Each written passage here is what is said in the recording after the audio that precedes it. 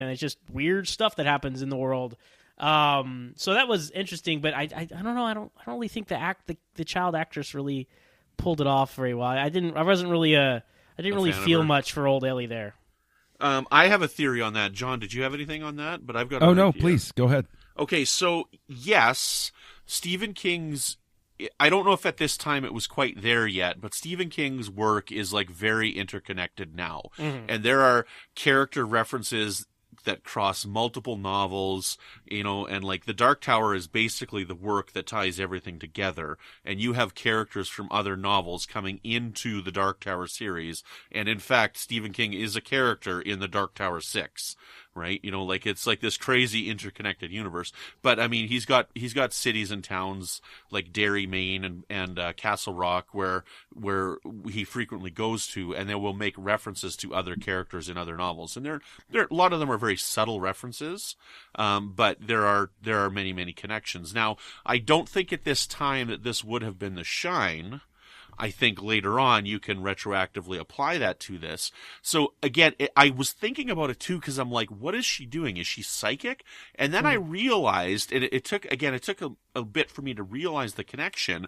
And again, I don't know if this would have been made more clear in the book, but to me, it's the ghost coming to her and whispering things to her, just like the ghost is whispering to the mom.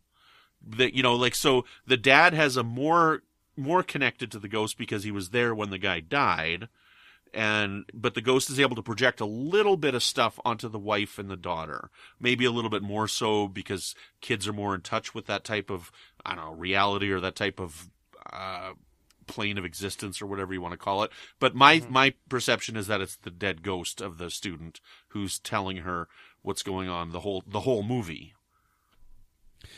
I like that.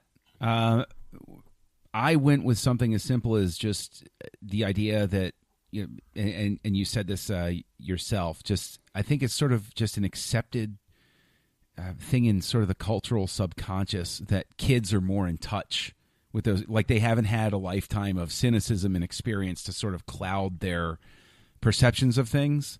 And so that veil between, the spirit world and the real world is thinner for them because they haven't taught themselves not to experience it, if you will. But I could totally see that, the ghost interacting with them, trying to communicate. Like he's not necessarily successful, in persuading any one person. So he starts talking to everybody. Okay, maybe I can get the group to think sensibly here. Yeah.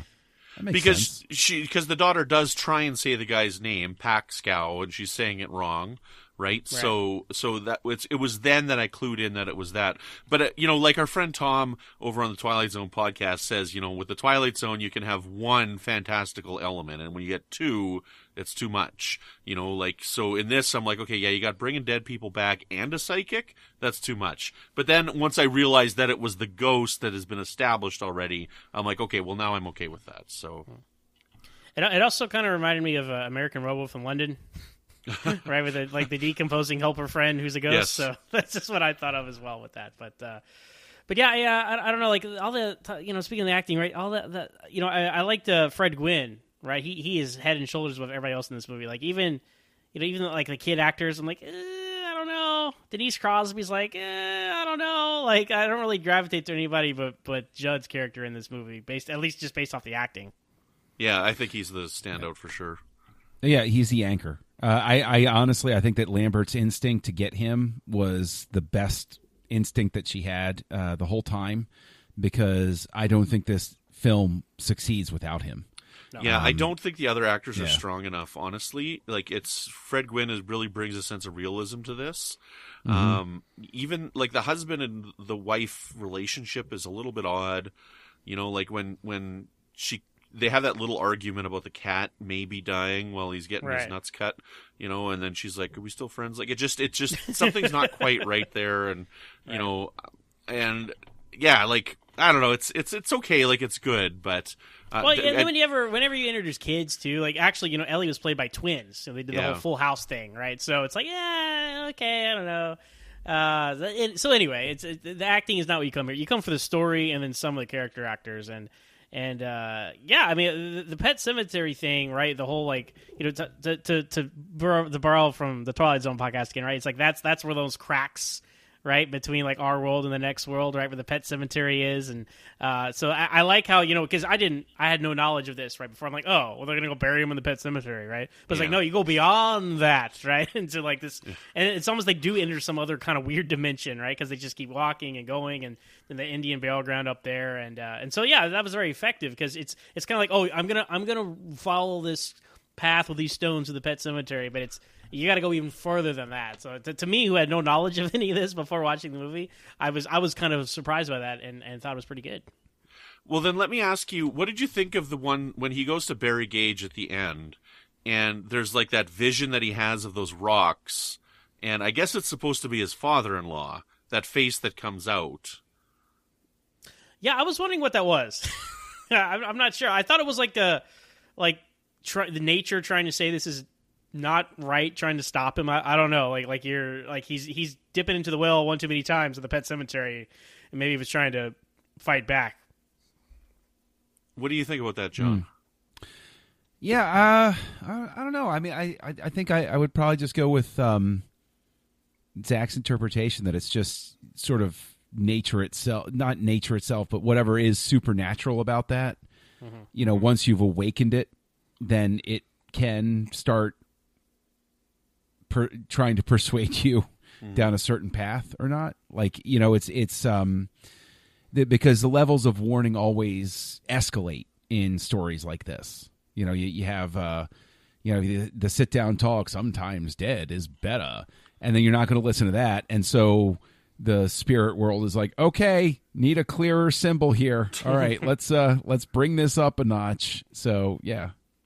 Yeah, because, like, I wouldn't watch this movie with my daughter. My daughter Aubrey is 8, but when I find myself now, like, when I do watch movies with Aubrey, she asks a lot of questions, and there's times when, as seasoned moviegoers, we can filter out things that are like, okay, this doesn't quite work right, and I can just filter it aside, or I could try and put my own logical elements to what I'm watching to make it work in my head. As seasoned film goers, we can be like, okay, this isn't really that important. But when I watch movies with my daughter, she's like, what does that mean? Why is that happening? Why are they doing that? And as I'm watching that, I'm like, if I was watching this with my daughter would be like, why did that rock just turn into a face in front of him? And I'd be like, I don't know, Aubrey. I got no explanation for it. I don't know. It's just a weird thing that happened. Right? Not that I would watch it with her, but you know what I'm saying, right? Yeah. Actually, that's an interesting point because my oldest is 12, and so I wonder, because watching this, the ending is over the top. So let's take the Achilles tendon in the face slashing, and the goop coming out of the eye socket thing out of the equation. If you take those moments of gore out, do you really think there's anything for beyond a PG-13 in this movie? Well, the blood from the head wound for the other guy is pretty bad too. Yeah, the brains where they kind of carry him in. Even I was kind of taken aback at first when he carries him in the hospital. But maybe I was I've watching just this been so thinking, could I show desensitized. this to Aubrey? And then at the end of it, I'm like, no, I definitely can't show this to Aubrey, not yet. But no. The concepts, I think the concepts alone, though, are pretty unsettling for younger minds, I would say. Yeah.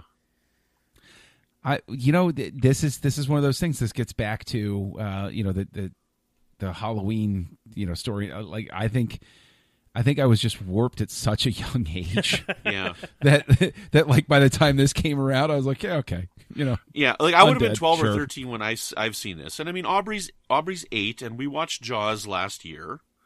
Jaws is.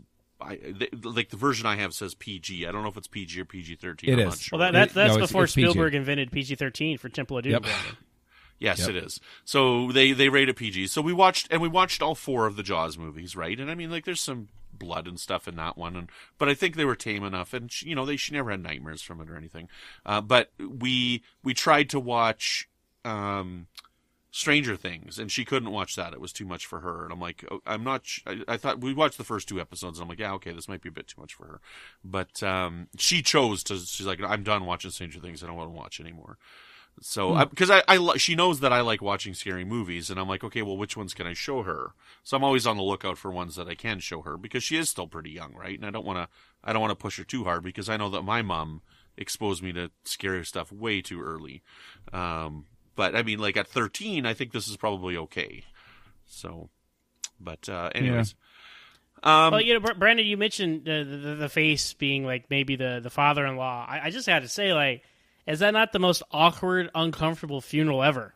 Right? Yeah. Of the son, like getting in a fight, and then the kid, his arm coming out of the casket. Like, oh my god! Like, you just put yourself humorous. in that situation. It's awful. It was almost funny. Like, I almost wanted to laugh watching it. Because you're a terrible human being. I guess so. Yeah. No, you're right. You're right, though. It went right up to that line of, it's like horror, then it becomes absurd in comedy. Like, it really did go right up to that line. That's a valid point. I personally, I just think that the way that he handled the father-in-law's apology afterward, like that guy, it's like, hey, I understand. I got a little, like, I'd have just punched the guy right in the face again and just be like, no, okay, no, we're not talking anymore. You understand that, right? Like, this just doesn't happen. No more Christmas cards, no more hanging out. You go straight out of town and never come back. Never come back. Because I can't imagine. Funerals are highly charged sorts of things, but, like, I can't, it is so incredibly over the top to have somebody behave like that at a funeral. Like, it's... Yeah, work that out outside of the church your grandson is in. Yeah. Right? Come on. Yeah. Whew. Well, anyway, I think we talking about Pet Sematary this whole time, we can't go with a conversation without talking about Church the cat.